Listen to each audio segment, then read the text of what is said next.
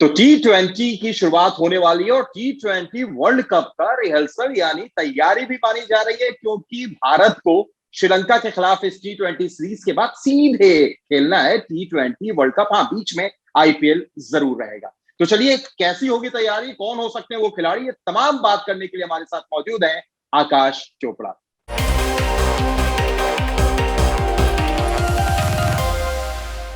तो आकाश, स्वागत है आपका ESPN cricket info match day Hindi में। और सबसे पहले हम जानना चाहेंगे, जिस पर शायद सबकी नजर होगी, सब यही सोच रहे होंगे कि तीसरे वनडे में तो भारत ने जबरदस्त थोक के हिसाब से बदलाव किए थे, तो क्या इस बार भी कुछ नए खिलाड़ियों को मौका मिलने वाला है? यानी मैं जानना चाहूंगा आपकी प्लेइंग 11।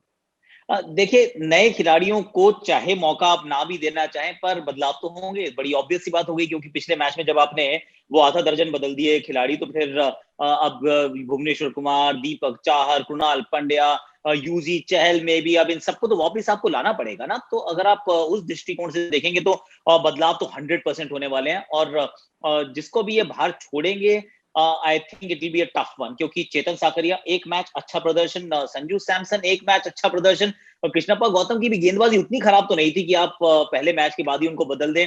थोड़े से कठिन अब डिसीजन दोबारा लेने पड़ेंगे, and it's a problem of their own making. किसी और ने ऐसा नहीं किया है। अब मैं जो 11 चुन रहा हूं, उसमें कोशिश कर रहा हूं मैं कि फेयर हो सकूं और उसके अंदाज से एक टीम पिक करूं। तो शिखर धवन के साथ पृथ्वी शॉ, ये दो ओपनर्स में अभी भी खिला रहा हूं, क्योंकि कंटिन्यूटी मेरे लिए बहुत इंपॉर्टेंट है। और इन दोनों का ही वर्ल्ड T20 में खेलने का चांस भी है, दोनों के पास फॉर्म भी है। तो इन दोनों के साथ मैं जाऊंगा। 3 नंबर पे मैं खिला रहा हूँ देवदत्त पाडिक्कल को। अब देवदत्त पाडिक्कल को मैं 3 नंबर पे खिला रहा हूँ, लेकिन मैं खिला रहा हूँ मनीष पांडे की जगह, क्योंकि पांडे जी का 3 ODI हो चुके हैं, उन्होंने रन नहीं बनाए हैं। और मेरे विचार में, I don't know how the team is thinking, मैं उनको वर्ल्ड T20 की टीम में नहीं देखता हूं। तो फिर किसी को तो मुझे चांस देना है, and I am being fair, यहाँ पे अनफेयर काम नहीं कर रहा हूँ। तो मैं देवदत्त पाडिक्कल के साथ जा रहा हूँ। ऋतुराज मेरे अभी भी जहन में है, पर सबको आप इकट्ठे चांस नहीं दे सकते। At number 4 I got Sky. Sky तो बहुत खास बल्लेबाजी कर रहे हैं, तो उनको तो आपको रखना ही है। इनफैक्ट जहन में शायद ये भी होगा कि 3 पे खिला दो। और उसके बाद नंबर 5 पे मैं संजू सैमसन को खिला रहा हूँ सही। अब समस्या मेरी ये है कि मैं न्याय का वो तराजू लेके बैठा हूँ, लेकिन समझ में नहीं आ रहा किसके साथ न्याय करूं, कैसे अन्याय करूं। क्यों? क्योंकि आपने पहले तो ODI डेब्यू दिया ईशान को, उन्होंने अर्धशतक बनाया, दूसरे मैच में आउट हुए, तीसरे मैच में आपने संजू को खिला लिया। पिछली बार जब हम खेले थे, लास्ट T20 आई जब खेले थे इंग्लैंड के खिलाफ, तो वहां तो ईशान किशन खेले थे। लेकिन यहाँ जो पिछला मैच खेले हैं उसमें संजू सैमसन खेले हैं, उन्होंने 46 रन बनाए हैं। अगर आप एक मैच के बाद संजू को बाहर बिठाएंगे तो वो गलत होगा, ईशान को नहीं खिलाएंगे तो गलत होगा। तो यहाँ मैं थोड़ा सा स्प्लिट हूँ, मैं संजू के साथ जा रहा हूँ, क्योंकि वो पिछला मैच खेले हैं। हार्दिक पांड्या, कृणाल पांड्या, दोनों भाइयों को मैं वापस ला रहा हूँ। कृष्णप्पा गौतम सॉरी। फिर मैं वरुण चक्रवर्ती को जरूर खिलाना चाहता हूँ, तो क्योंकि इसीलिए तो आप इनको पिक कर रहे हैं। आई मीन भारतीय टीम का अगर आप देखते हैं, जिक्सॉ पजल, सारे पीसेस सही जगह पे बैठ रहे हैं। सिर्फ एक मिस्ट्री स्पिनर है जो उनको और सुदृढ़ बना सकता है। वरुण चक्रवर्ती, साथ में यूजी चहल, राहुल चहर मेरे जहन में है। चाहर को मैं खिलाना चाहता हूं, पर यूजी चहल से पहले नहीं। और फिर भुवनेश्वर कुमार और दीपक चाहर। वाह, बड़ी एक्साइटिंग टीम है आपकी। और खास तौर से जिस चीज के बारे में आपने कहा कि ईशान किशन की जगह सैमसन को आपने तरजीह दी है, वो थोड़ा सा जरूर अपने में ही एक बड़ा सवाल है। लेकिन मेरा जो सवाल अगला, जो हमारा पॉइंट 2 भी है, मैच पॉइंट 2, वो है आपकी टीम का एक ऑलराउंडर हार्दिक पांड्या। हार्दिक पांड्या वनडे में बहुत ज्यादा बेहतर प्रदर्शन कर नहीं पाए थे, क्या सबकी नजर होगी आकाश पांड्या पर? होगी, और इसमें कोई दो राय नहीं है। जब एक टीम का एक सीनियर खिलाड़ी होता है, तो उसकी तरफ हमेशा लोग देखते हैं कि इनसे प्रदर्शन की उम्मीद है। और प्रदर्शन की उम्मीद भी आप उसी से लगाते हैं जिसके अंदर काबिलियत हो, क्योंकि पत्थर भी तो आप उसी पेड़ पे फेंकते हैं जिसमें फल लगते हैं। और पंड्या की अगर आप बात करें तो क्लास है। अगर बल्लेबाजी, मैं बॉलिंग की बात नहीं कर रहा हूँ, बैटिंग की बात करें तो वहां क्लास दिखती है आपको, एंड दैट्स परमानेंट। वो फॉर्म टेम्परेरी रहती है। तो मैं तो पिछले मैच में जब उनको देख रहा था, 19 रन बनाए थे, पर बैटिंग अच्छी कर रहे थे। तो मेरे विचार में 100% आप उन पर नजर भी रखेंगे, और वो इस बार उस कहते हैं ना, उम्मीदों पे खरे भी उतरेंगे। हार्दिक पांड्या अच्छा प्रदर्शन करेंगे, ऐसा मुझे लगता है। चलिए ठीक है, वैसे तो आपने कुछ खिलाड़ियों का नाम लिया अपने प्लेइंग 11 में, पर मैं आपसे यह भी जानना चाहूंगा कि वर्ल्ड कप की रेस में कौन कौन से खिलाड़ी शामिल हैं आकाश? सूर्य कुमार यादव नंबर 1 पे सबसे पहले, वो एक रेस का हिस्सा है। पृथ्वी शॉ को, हालांकि वो उस नंबर पे जगह खाली नहीं है, पर पृथ्वी शॉ एक ऐसी टेम्पटिंग ऑप्शन है कि कई बार वो आउट ऑफ द बॉक्स एक सिलेक्शन कर जाते हैं, ये सोचते हुए कि यार रख लेते हैं, देखते हैं क्या होगा। तो वो पृथ्वी शॉ वाला एक ऐसा ऑप्शन आपके सामने प्रस्तुत है। उसके बाद दीपक चाहर, क्योंकि T20 वर्ल्ड कप की आप बात कर रहे हैं, तो T20 वर्ल्ड कप के अंदर आपके पास बुमराह है, आपके पास भुवनेश्वर कुमार है, मोहम्मद शमी को आप देखते जरूर है, शायद आप उनको पिक भी करेंगे, पर क्या वो आपकी गन T20 बॉलर है?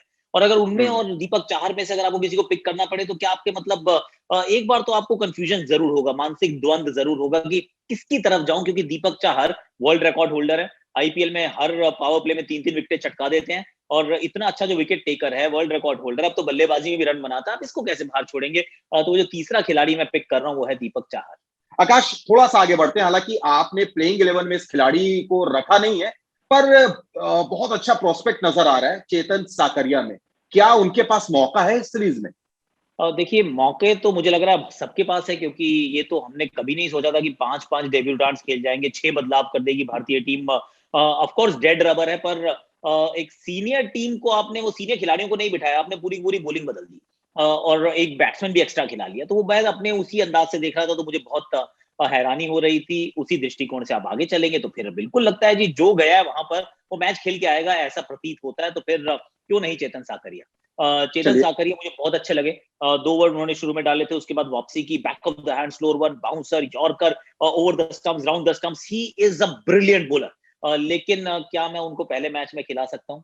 Probably not. मैं भुवी और चाहर के साथ जाऊंगा। इससे पहले कि मैं अपने आखिरी पॉइंट पर हूं आकाश, आपने एक बात बोली साकरिया की, इसलिए मैं उस क्वेश्चन को भी ले रहा हूं। पिछले मुकाबले में जिस तरीके से उन्होंने बैक ऑफ द हैंड, जिसका आपने जिक्र भी किया, धनंजय डिसिल्वा को आउट किया, इस तरीके का वेरिएशन अगर साकरिया के पास में है बतौर लेफ्ट आर्म फास्ट बॉलर, ये इंडिया के लिए कितना एडवांटेज हो सकता है?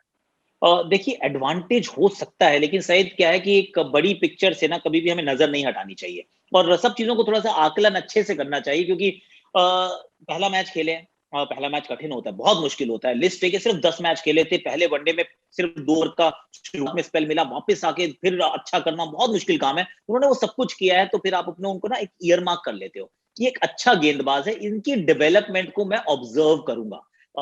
लेकिन पहली परफॉर्मेंस के बाद आप ये नहीं सोचने लग जाते कि चलिए ये तो अब इंडिया ही खेलना चाहिए, इनको वर्ल्ड कप पे खिला लो, अरे कितना अच्छा गेंदबाज है, लेफ्ट आर्म हमारे पास कोई नहीं है। वो टेम्पटेशन जरूर रहती है, लेकिन जब आप वर्ल्ड कप के 15 पिक करते हैं, क्योंकि आईसीसी का इवेंट है, जब आप 15 पिक करते हैं तो फिर मेरा तो ये मानना है कि आप उनके साथ जाइए जिनको आपने अच्छी तरह से देखा परखा हो। अगर कोई really out of the box कोई आपको नजर आता है तो उसको मतलब मार्क कर लीजिए कि ये हो सकते हैं, आगे भविष्य में मेरे साथ आ सकते हैं। पर इस समय नहीं, क्योंकि विजय शंकर का एक एग्जाम्पल हमारे पास है, उससे पहले एक बार दिनेश मोंगिया का एग्जाम्पल था। हर वर्ल्ड कप के अंदर एक कोई खिलाड़ी ऐसा जाता है जो वाइल्ड कार्ड एंट्री होती है। हो सकता है चेतन साकरिया की हो जाए, पर वो वाइल्ड कार्ड मैंने किसी को बहुत अच्छा करते देखा नहीं है। बिल्कुल सही कहा आपने, और वैसे नटराजन भी हैं, वो भी हम नहीं भूल सकते हैं, क्या पता वो भी एक ऑप्शन हो जाए। बहरहाल, बिल्कुल आखिरी सवाल आपसे आकाश, श्रीलंका पिछला मुकाबला उसने जीता, क्या उस एक ऊंचे मनोबल के साथ, बढ़े हुए मनोबल के साथ उतरेगी इस सीरीज में? 100% उतरेगी सईद, क्योंकि अगर मैं श्रीलंका के ड्रेसिंग रूम में बैठा हूं, तो फिर अगर मैं मिकी आर्थर हूं फॉर एग्जांपल, तो मैं क्या बात कर रहा हूँ, मैं कहूंगा देखिए पहला मैच आप हार गए, कोई बात नहीं, आप बिल्कुल बहुत कन्विंसिंगली वन साइडेड मैच आप हार गए। दूसरा मैच तो आपको जीतना चाहिए था, आपकी पकड़ में था, आपने वो मुट्ठी ढीली कर दी और मैच को जाने दिया, तो वो तो लगभग 50-50 आपको जीतना चाहिए था, आप नहीं जीते। और तीसरा तो आप जीत ही गए हो। अब सामने वाली टीम ने 5 बदलाव किए, 6 किए, नई टीम खिला ली, it is not your fault. आपका काम है कि जो भी टीम सामने आए आप उसके खिलाफ अच्छा खेले, उस टीम को हराए, और वो काम आपने कर दिया है। तो चाहे श्रृंखला का जो स्कोर लाइन है वो 2-1 है, पर श्रीलंका के दृष्टिकोण से इफ यू वांट टू सी कि भाई ग्लास आधा भरा हुआ है, खाली नहीं है, तो आप अपनी टीम को यही बताएंगे कि वी वर रियली देयर, मतलब हम जीत सकते थे श्रृंखला को, हमने एकदम हाथ से हल्के से जाने दिया। तो फिर जितना छोटा फॉर्मेट उतनी क्लोज टीम्स, और इसका मतलब ये जो T20 श्रृंखला है ना, ये बड़ी रोमांचक होगी। इसको बिल्कुल भी आप वन साइडेड मान के मत चलिए। हो सकता है पहले मैच में ही वो श्रीलंका भारत को पटकनी दे दे। बहुत बहुत शुक्रिया आकाश, आप हमारे साथ जुड़े, आपने चर्चा की। Thank you very much.